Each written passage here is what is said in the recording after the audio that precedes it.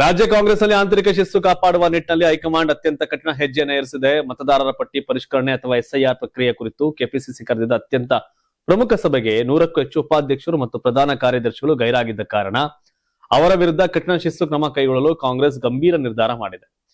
ರಾಜ್ಯ ಕಾಂಗ್ರೆಸ್ ಉಸ್ತುವಾರಿ ರಣದೀಪ್ ಸಿಂಗ್ ಸುರ್ಜೇವಾಲಾ ಮತ್ತು ಕೆಪಿಸಿಸಿ ಅಧ್ಯಕ್ಷ ಹಾಗೂ ಡಿಸಿಎಂ ಡಿಕೆ ಶಿವಕುಮಾರ್ ಅವರ ನೇರ ಸೂಚನೆಯ ಮೇರೆಗೆ ಈ ಮಹತ್ವದ ಸಭೆಯನ್ನು ಆಯೋಜಿಸಲಾಗಿತ್ತು. ಬೆಂಗಳೂರು ಗ್ರಾಮಾಂತರ ಜಿಲ್ಲೆಯ ದೇವನಹಳ್ಳಿ ಹೊರವಲಯದ ಖಾಸಗಿ ಹೋಟೆಲ್ನಲ್ಲಿ ಕೆಪಿಸಿಸಿ ವತಿಯಿಂದ ಈ ವಿಶೇಷ ಸಂಘಟನಾ ಸಭೆ ನಡೆದಿತ್ತು.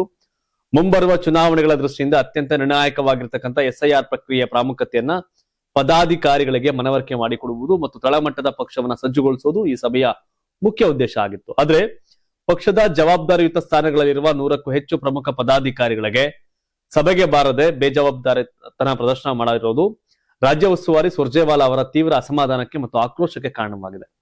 ಸಭೆಯಲ್ಲಿ ಗೈರಾದವರ ವಿರುದ್ಧ ಕೆಂಡಾಮಂಡಲರಾದಂತಹ ರಣದೀಪ್ ಸಿಂಗ್ ಸುರ್ಜೇವಾಲಾ ಅವರು ಎಸ್ಐಆರ್ ಸಭೆಯ ಕನಿಷ್ಠ ಗಂಭೀರತೆಯನ್ನು ಅರ್ಥ ಮಾಡಿಕೊಳ್ಳದ ಇಂತಹ ನಾಯಕರು ಇನ್ನು ಪಕ್ಷಕ್ಕೆ ಏನ್ ಕೆಲಸ ಮಾಡ್ತಾರೆ ಅಂತ ಬಹಿರಂಗವಾಗಿ ಪ್ರಶ್ನೆ ಮಾಡೋದು. ಅಷ್ಟೇ ಅಲ್ಲದೆ ಸಭೆಗೆ ಗೈರು ಹಾಜರಾಗಿ ಪಕ್ಷದ ಶಿಸ್ತು ಉಲ್ಲಂಘಿಸಿರ್ತಕ್ಕಂಥ ಎಲ್ಲಾ ಉಪಾಧ್ಯಕ್ಷರು ಮತ್ತು ಪ್ರಧಾನ ಕಾರ್ಯದರ್ಶಿಗಳನ್ನ ತಕ್ಷಣವೇ ಪಕ್ಷದಿಂದ ಅಧಿಕೃತ ಹುದ್ದೆಗಳಿಂದ ಕಿತ್ತೊಗೆಯುವಂತೆ ಕೆಪಿಸಿಸಿ ಅಧ್ಯಕ್ಷರು ಖಡಕ್ ಆದೇಶ ಕೊಟ್ಟಿದ್ದಾರೆ ಎನ್ನಲಾಗಿತ್ತು. ಈ ಬೆಳವಣಿಗೆ ಕೈಪಾಳ್ಯದಲ್ಲಿ ಭಾರೀ ಸಂಚಲನ ಮೂಡಿಸಿದೆ.